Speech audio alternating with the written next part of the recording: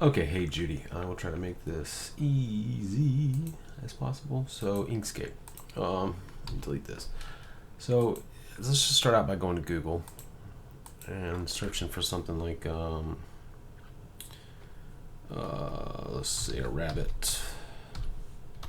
I'm gonna put SVG, so it'll just sort of give me, it's not gonna be an SVG, but it's gonna give me like sort of a, you know, that sort of design, that aesthetic. So I'm gonna right click this, and now you can get some free SVGs. Like that one says it's probably a free SVG, but no, this wants you to pay for it. So anyways, I'm gonna go back. I'm just gonna right click this and copy. I'm gonna go into Inkscape and just, this is how it opens, just blank. I'm gonna hit edit and paste. Okay, yours isn't gonna show up like this right away. You'll need to go to path and trace bitmap, and you'll get this little window here. For the purpose of this, we're just going to leave it on single scan. You'll have that. It's going to look just like this when you come up. So this slider, this threshold is the only one you're really worried about right now. So you'll see there's nothing, and then at the other end it's black. So you sort of slide things up, and on my screen I can see it a little harder to see for you, but as you go, you'll start to see the lines getting fatter and filling in and a little more detail. Sometimes you get a little too far, you'll get some fuzziness, and so just back it off. There's a little detail in this leaf here is what I'm sort of watching, this little slit. So what I'm doing is I'm watching that, and as soon as it disappears, I back off a little bit. Okay, that's what, and I just hit apply. It doesn't look like anything happened, but if you go over here and drag away, this is your new SVG, and this is your old. When you click on it, you can see this was a PNG because it doesn't have a background on it. But if it had a background on it, it would just get rid of it for you. But anyway, so this is now an SVG. What that means is this has no size. This is just a computer with a bunch of dots. And if I go to the nodes dots, you'll see that this is made up of just bazillions of little dots. And you can go and edit these. You know, you can delete parts and move parts and alter things. And you could go, with it selected, I could go down here and hit all these colors and just change the colors of things, that kind of stuff. I can make a copy of it by hitting Control D and dragging a copy away. So this is pretty good design software.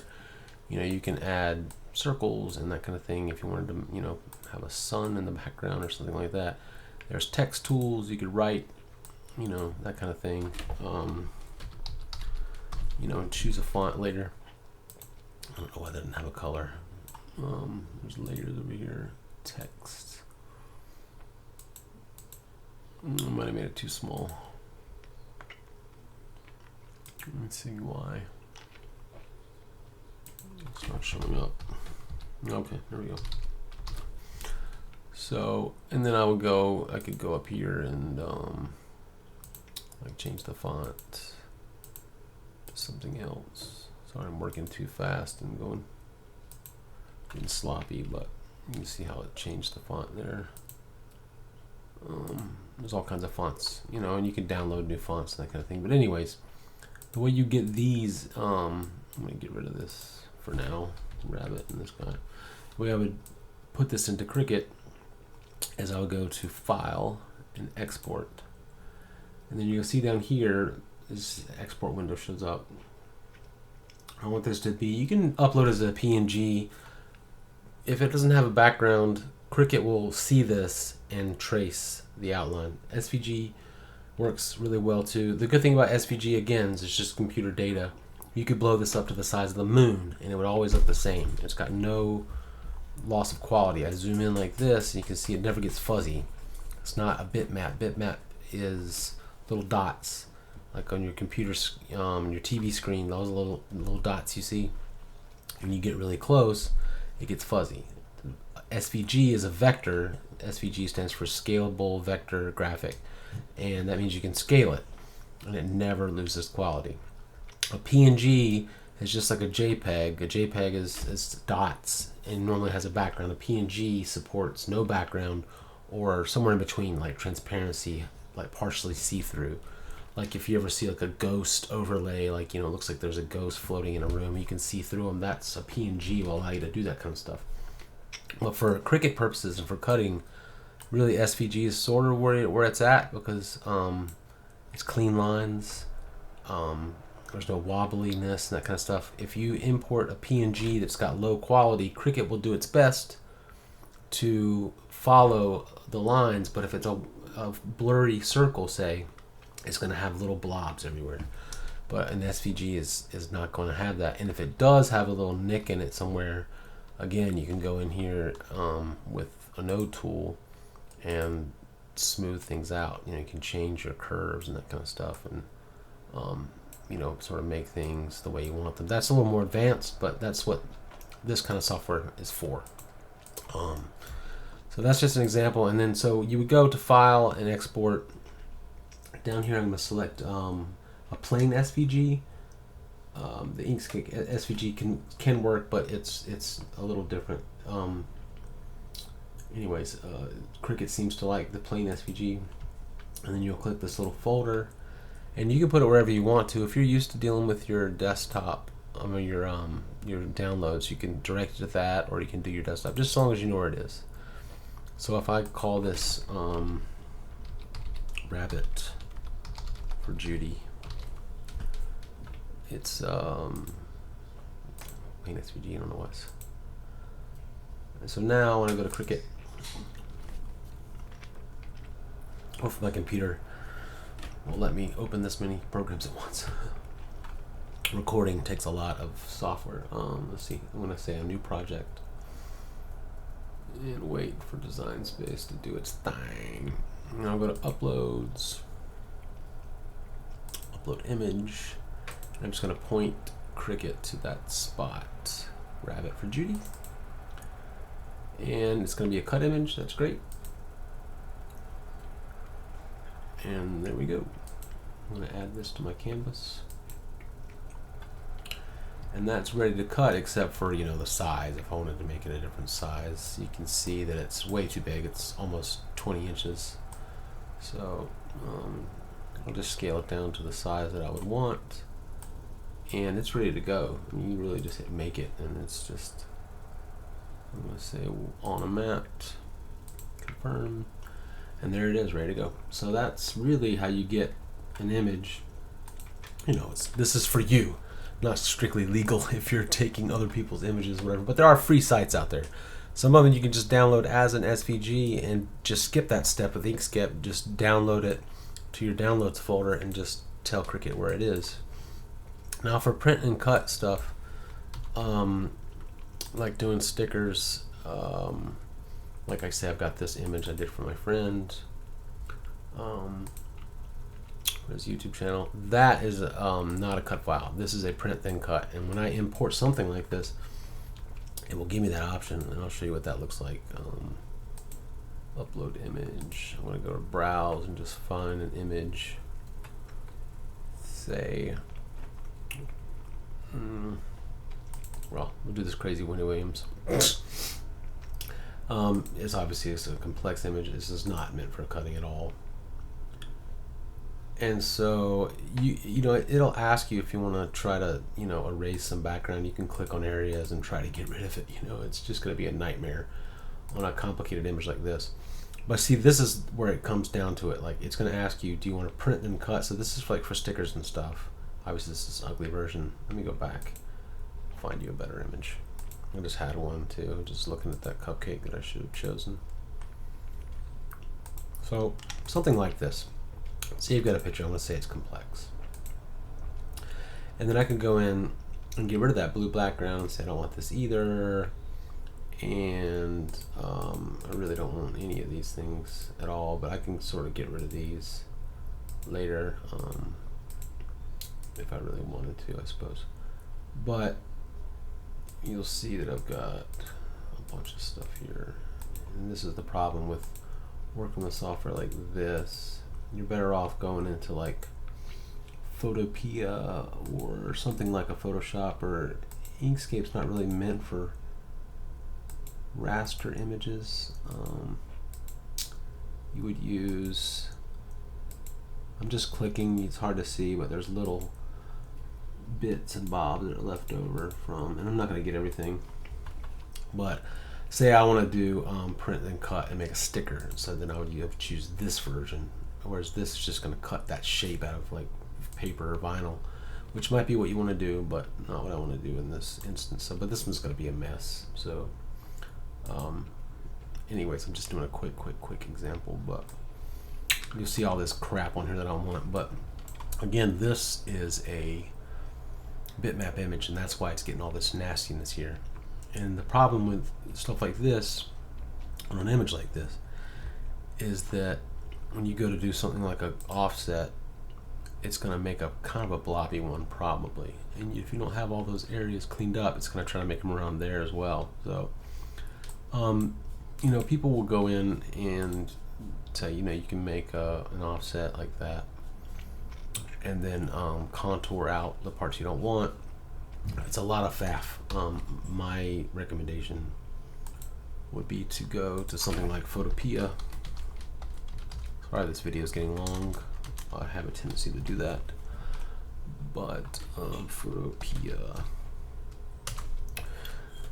And so this is like an online sort of a light version of Photoshop. And what I would do in here is do the same thing. I would open from my computer and say it's not the right kind of file. Where is my it downloads again? There it is. Cupcake. So now that I've got this open in here, what I can do is you can go to this magic wand, and this is like Photoshop, so you could find tutorials for you on YouTube, but on this I'm going to hit the magic wand, which is for selecting things. I'll hit select subject, and it's going to try to select this, I think. And it did a pretty good job. I didn't get everything, but what I'm going to do is I'm going to go to select and invert the selection, because I don't want to select this. I want to select everything but that. And then I'll hit the delete key and see how it got rid of everything except for this little bit here. So I'm going to go again with the magic wand and click just that area and hit delete. And it looks like it got pretty much everything. Okay, so I'm gonna hit Control D to deselect, and now I've got this guy, and I can just, since there's no reason I can't, there are sites that will tell you that they're going to convert this to an SVG. It's really not going to give you your fidelity back. It might break it up into colors for you. I don't like to do it that way because it doesn't really do it logically, like how I'd normally lay out a design. Like I would do one layer on a Cricut for like a black layer, this dark gray, whatever it is. That would be a base, a whole solid layer, and then I'd do a pink one and a yellow one, and then these little details would be last. And sometimes it gets it close and sometimes it doesn't at all. But if you wanted to make a sticker out of this, you could go to File and export as a PNG, and I'll just say save, and it's gonna, it might ask you for permission and stuff like that, but let's see, where did it go? Oh, I think it opened it up in my computer. Export as a PNG. Yeah, just opened it on automatically for me. Huh. Well, it's not going to do that for you.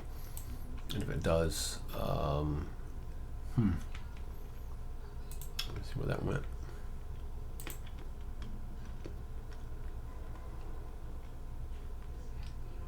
Okay, it just went straight to my downloads. Okay. So, okay. Yeah, I've got a copy there. For some reason, it just opened up automatically. I must have it set to open automatically. But yours will just end up in your downloads folder. And so then you go back into Cricut and do an upload. Upload an image, browse, and go to this new cupcake that we made in Photopea. We can tell that it's complex, it's fine. And this, I don't need to get anything off the background. I want to do a print and cut for a sticker, or you know, if you wanted to do like a sublimation on a like a vinyl, a sublimation vinyl, like Caesar Easy Subly or something like that, you could do this. Generally, I don't print anything in here unless it's for stickers that need to be cut out or something that needs to be put on vinyl to be cut out. And so now there's nothing in the background. Beautiful. Now I can do a really clean offset. And this would make a nice sticker. I'll change that offset to a basic cut. And set it to white. And then select the two of those and attach. Well, I could flatten actually. I'll just flatten it. And then I'll get a nice cut. Get that white, and then when I go to oh, so it's too large. It is too large because print and cut stinks. So now it's still big for a sticker. I could do 5 inches. That's still a nice size. And then when you go to make this, it'll get you that nice. It'll be a nice sticker with a white outline. It's hard to see in this thing. You can go actually to the canvas and change the color to, like, say, dark red. Get rid of these. But yeah, you can see how that's like a great sticker. You know, you get that nice white offset. How cute they look. So anyways, yeah, and breaking stuff into layers, you can go to, there's like a PNG to SVG sites. They're, like I said, they're hit and miss. A lot of people swear by them. I don't like them. I do mine manually. A lot of times in Inkscape, most of the time in Affinity Designer, this software, and I'll just remake these, generally speaking. And it's just shapes, you know what I mean? I'll start out with a rectangle and I will make it this yellow, you know what I mean? I'll convert it to a curve and, you know, widen out the edges to start, and then I'll have to start, you know, putting waves and that kind of stuff, and you just keep going, you know, you just keep adding shapes until you get all the shapes that you want. Like I said, I would take my time and do this properly, and I wouldn't do it like this. I would just do a bunch of circles welded together over top of this. But yeah, you can just sort of put things over top and start tracing it out. It's all just shapes, building shapes and colors, and they end up on different layers, and then you can shoot them over to Cricut and they will recognize them as layers. Anyways, I can show you that down the road if you'd like, but the basics, yeah, just start out by going on Google, find a little image that you like, clean it up. I would start out with the silhouettes and Inkscape. It's a quick little deal, and just export it as an SVG, and you should be fine to get you going on a couple little simple projects, you know. And you change the color just by, you know, using a different color vinyl. You can go in Inkscape and change the color to red or yellow or whatever, just so you can visually see what it is you want to make. If it helps you visualize it a little better, I do that all the time. So anyways, I hope that helped just a little bit. Hard to convey when I don't really know exactly what you're looking to do, but that's an overview of simple stuff for Cricut. So enjoy it.